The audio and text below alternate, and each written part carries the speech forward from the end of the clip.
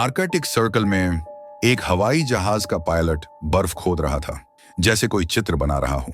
उसकी वर्दी पर सिर्फ उसका नाम ओवरगार्ड लिखा था। वो इस जगह का इकलौता बचा हुआ इंसान लगता था। काम खत्म करने पर पता चलता है उसने बर्फ में SOS लिखा था। ये दिखाता था वो आर्कटिक के बीच में खो गया था और उसे बचाव चाहिए। लगता है ओवरगार्ड का जहाज टकरा कर गिरा था। इंजन और पंख टूट चुके थे।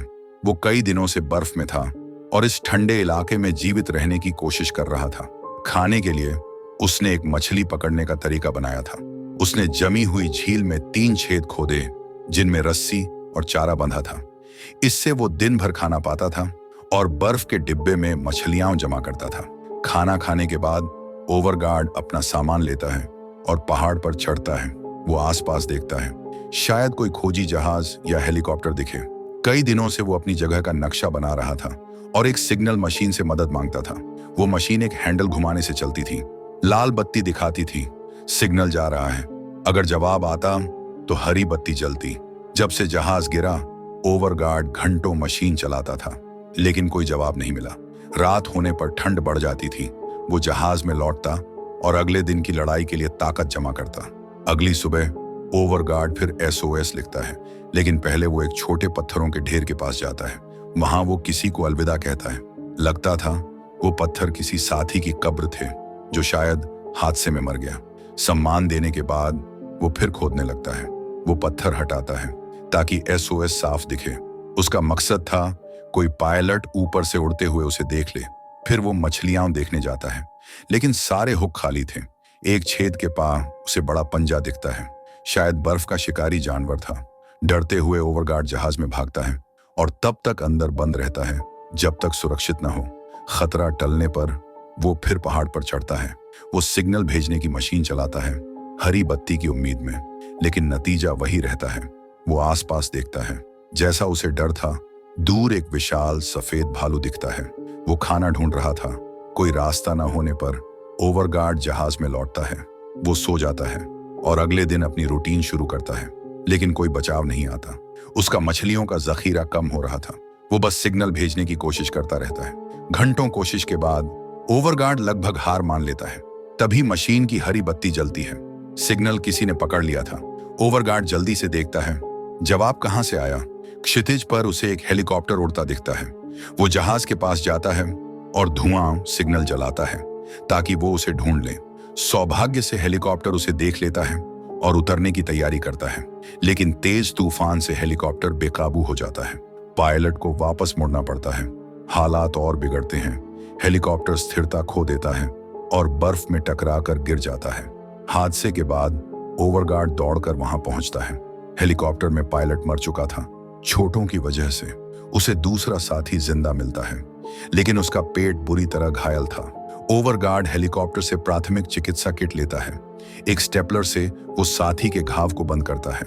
इससे खून रुक जाता है, लेकिन बर्फीला तूफान बढ़ता जा रहा था। जहाज तक लौटने का रास्ता नहीं था। अब बस हेलीकॉप्टर में आराम करना था जब तक तूफान खत्म न हो। कई घंटे बीतते हैं और मौसम सामान्य हो जाता है। ओवरगार्ड उस बची हुई औरत की हालत देखता है और हेलीकॉप्टर के सामान की जांच करता है। उसे रस्सियां, बर्फ चढ़ने का एक औजार और फटाफट नूडल्स के कप मिलते हैं। कई दिन मछली खाने के बाद वो तुरंत पानी गर्म करके नूडल्स खाता है, लेकिन उसे वक्त बर्बाद नहीं करना था।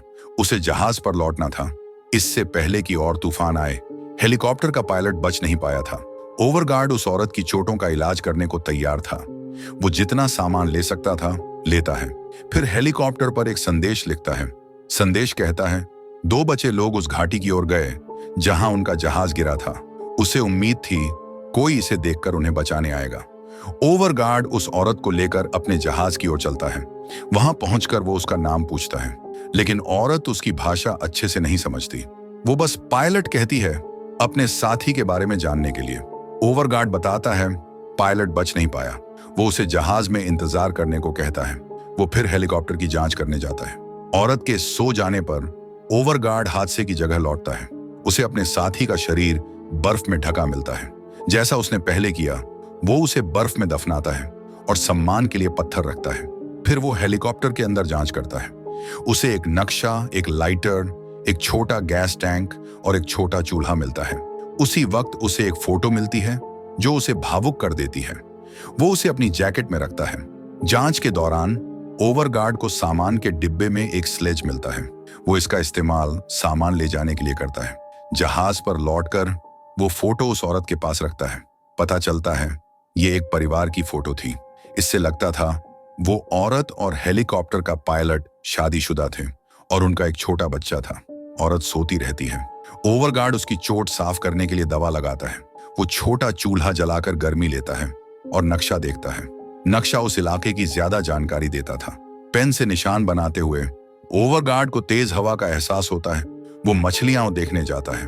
वो खुश हो जाता है जब रस्सी खींचने पर उसे एक बड़ी मछली मिलती है। ये दोनों को खाना देने के लिए काफी थी।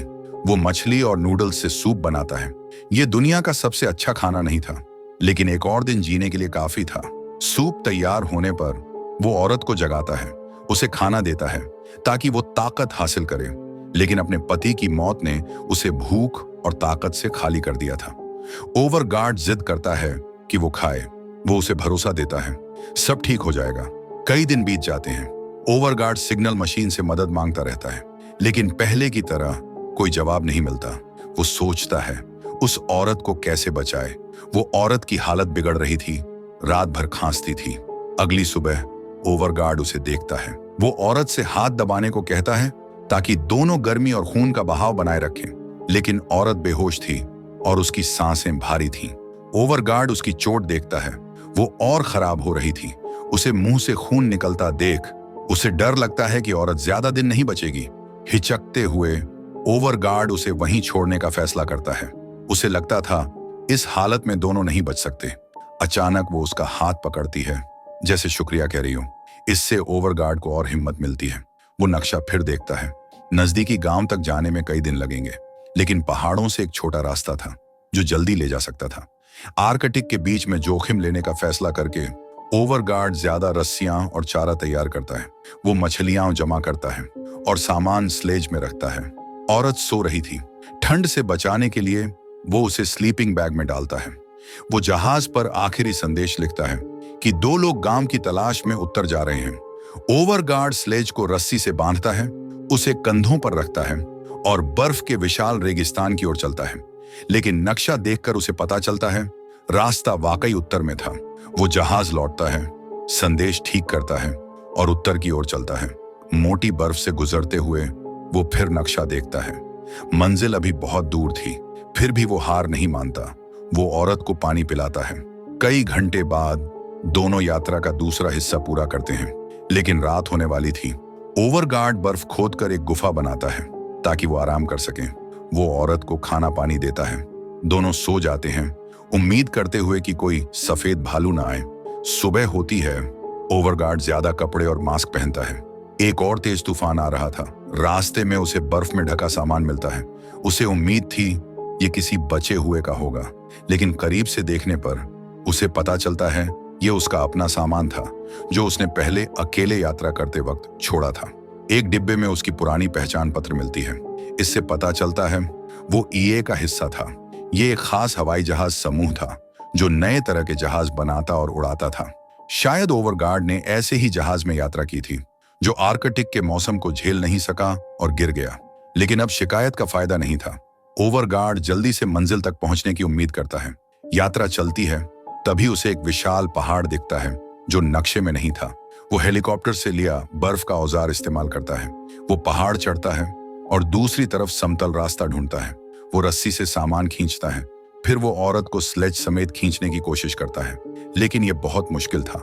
वजन इतना था कि वो नहीं संभाल सका। रस्सी उसके हाथ से छूट जाती है। स्लेज नीचे की ओर लुढ़कने लगता है। ओवरगार्ड पूरी ताकत से खींचता है, लेकिन स्लेज पहाड़ी के नीचे चला जाता है। वो देखता है इसे ऊपर नहीं खींच सकता। उसे पहाड़ के चारों ओर लंबा रास्ता लेना पड़ता है। ओवरगार्ड यात्रा फिर शुरू करता है, लेकिन उसे फिर रुकना पड़ता है खाने और आराम के लिए। उसे चट्टानों के नीचे एक गुफा मिलती है। प्रवेश द्वार बर्फ से ढका था। वो अपने औजार से बर्फ हटाता है और रास्ता साफ करता है। अंदर वो गैस टैंक से बची मछली पकाता है। वो औरत को खाना खिलाने की कोशिश करता है, भले ही उसकी हालत खराब थी। रात होने वाली थी। दोनों बस सो सकते थे, लेकिन ओवरगार्ड को कुछ आने की आवाज सुनाई देती है। वो ध्यान से सुनता है और एक जंगली जानवर की दहाड़ सुनाई देती है। वो सावधानी से उठता है और बर्फ का औजार पकड़ता है। कुछ सेकंड बाद सब शांत हो जाता है। उसे लगता है जानवर चला गया, लेकिन औरत खांसने लगती है। इससे विशाल सफेद भालू फिर आकर्षित होता है। वो और जोर से दहाड़ता है। वो गुफा में घुसने की कोशिश करता है, लेकिन छेद छोटा था।